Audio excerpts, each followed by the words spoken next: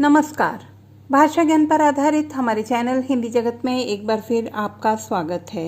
हमारा आज का वीडियो व्याकरण पाठ अलंकार के बहुवैकल्पिक प्रश्नों पर आधारित है। ये प्रश्न न केवल वर्तमान में चल रही ऑनलाइन परीक्षा हेतु उपयोगी हैं, बल्कि विभिन्न कक्षाओं के साथ साथ विभिन्न प्रतियोगी परीक्षाओं के लिए भी सहायक सिद्ध होंगे। तो आइए प्रारंभ करते हैं। प्रश्न 1, भाषा में अलंकार किसे कहते हैं? जो काव्य को अलंकृत करे, जो तन की शोभा बढ़ाए, उपर्युक्त दोनों। उत्तर, जो काव्य को अलंकृत करे। प्रश्न 2, अलंकार किन शब्दों के योग से बना है? अलम धन कार, अलम धन मकार, अ धन लंकार। उत्तर, अलम धन कार। प्रश्न 3, भाषा और साहित्य का सारा कार्य व्यापार किस पर निर्भर है? शब्द पर, अर्थ पर, उपर्युक्त दोनों। उत्तर, उपर्युक्त दोनों।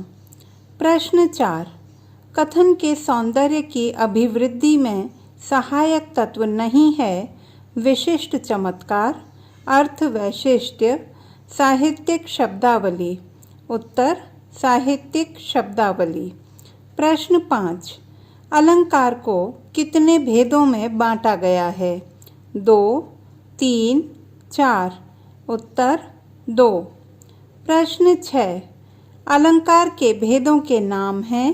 शब्दालंकार, अर्थालंकार, शब्दालंकार वर्णालंकार, अर्थालंकार उत्प्रेक्षालंकार। उत्तर, शब्दालंकार अर्थालंकार। प्रश्न 7, शब्दालंकार का अर्थ है शब्दों से निर्मित अलंकार, शब्दों के अर्थ से उत्पन्न सौंदर्य, शब्दों के कारण उत्पन्न सौंदर्य। उत्तर, शब्दों के कारण उत्पन्न सौंदर्य। प्रश्न 8, शब्दालंकार के प्रमुख भेद हैं? अनुप्रास रूपक मानवीकरण, अनुप्रास यमक श्लेष, उपमा रूपक उत्प्रेक्षा। उत्तर, अनुप्रास यमक श्लेष। प्रश्न 9, अनुप्रास अलंकार किसे कहते हैं? एक शब्द से चिपके हुए दो अर्थों को, वर्णों की आवृत्ति से उत्पन्न चमत्कार को, शब्दों की आवृत्ति से उत्पन्न चमत्कार को। उत्तर, वर्णों की आवृत्ति से उत्पन्न चमत्कार को। प्रश्न 10, यमक अलंकार किसे कहते हैं? एक ही शब्द की दो से अधिक बार भिन्न अर्थों में आवृत्ति, एक शब्द एक बार प्रयुक्त होकर दो अर्थ दे, जहां उपमान उपमेय में अभेद की स्थिति हो। उत्तर, एक ही शब्द की दो से अधिक बार भिन्न अर्थों में आवृत्ति। प्रश्न 11, निम्नलिखित में से यमक अलंकार का उदाहरण नहीं है? काली घटा का घमंड घटा, बारे उजियारो करे बढ़े अंधेरो होए, जो 3 बेर खाती थीं वे 3 बेर खाती हैं। उत्तर, बारे उजियारो करे बढ़े अंधेरो होए। प्रश्न 12, श्लेष का अर्थ है चिपकना, ऊष्मा, कठिन। उत्तर, चिपकना। प्रश्न 13, श्लेष अलंकार वहाँ होता है जहाँ एक ही शब्द से दो अर्थ चिपके हों, एक ही शब्द दो से अधिक बार भिन्न अर्थों में प्रयुक्त हो, जहाँ उपमेय में उपमान की संभावना हो। उत्तर, एक ही शब्द से दो अर्थ चिपके हों।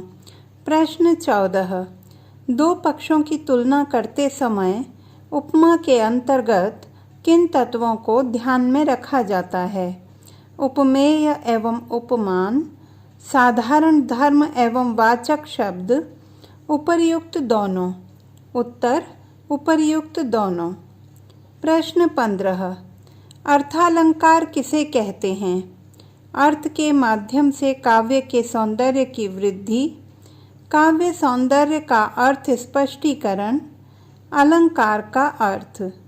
उत्तर, अर्थ के माध्यम से काव्य के सौंदर्य की वृद्धि। प्रश्न 16, मखमल के झूल पड़े हाथी सा टीला पंक्ति में प्रयुक्त टीला है उपमान, उपमेय, वाचक शब्द। उत्तर उपमेय। प्रश्न 17। जहाँ उपमान और उपमेय में अभेद की स्थिति हो वहाँ डैश अलंकार होता है। उपमा, रूपक, उत्प्रेक्षा। उत्तर रूपक। प्रश्न 18। निम्नलिखित में से रूपक अलंकार का उदाहरण है पायो जी मैंने राम रतन धन पायो, पीपर पात सरिस मन डोला, पाहुन जो आए हों गाँव में शहर के। उत्तर पायो जी मैंने राम रतन धन पायो। प्रश्न 19। उत्प्रेक्षा अलंकार किसे कहते हैं? जहाँ उपमेय में उपमान की संभावना हो, जहाँ उपमान एवं उपमेय में अभेद की स्थिति हो, जहाँ उपमेय एक और उपमान अनेक हों। उत्तर जहाँ उपमेय में उपमान की संभावना हो। प्रश्न 20। मुखबाल रविसम लाल होकर ज्वाल सा बोधित हुआ पंक्ति में प्रयुक्त अलंकार है उपमा अलंकार, रूपक अलंकार, उत्प्रेक्षा अलंकार। उत्तर उत्प्रेक्षा अलंकार। प्रश्न 21। जहाँ जड़ पर चेतन का आरोप हो वहाँ डैश अलंकार होता है उत्प्रेक्षा अलंकार, श्लेष अलंकार, मानवीकरण अलंकार।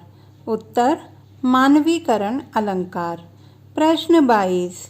निम्नलिखित में से अतिशयोक्ति अलंकार का उदाहरण है देख लो साकेत नगरी है यही, स्वर्ग से मिलने गगन को जा रही। लो यह लतिका भी भर लाई मधुमुकुल नवल रस गागरी, जरा से लाल केसर से कि जैसे धुल गई हो। उत्तर देख लो साकेत नगरी है यही, स्वर्ग से मिलने गगन को जा रही। प्रश्न 23। आए महंत बसंत में प्रयुक्त अलंकार है रूपक एवं मानवीकरण, उपमा एवं श्लेष, मानवीकरण एवं यमक। उत्तर रूपक एवं मानवीकरण। प्रश्न 24।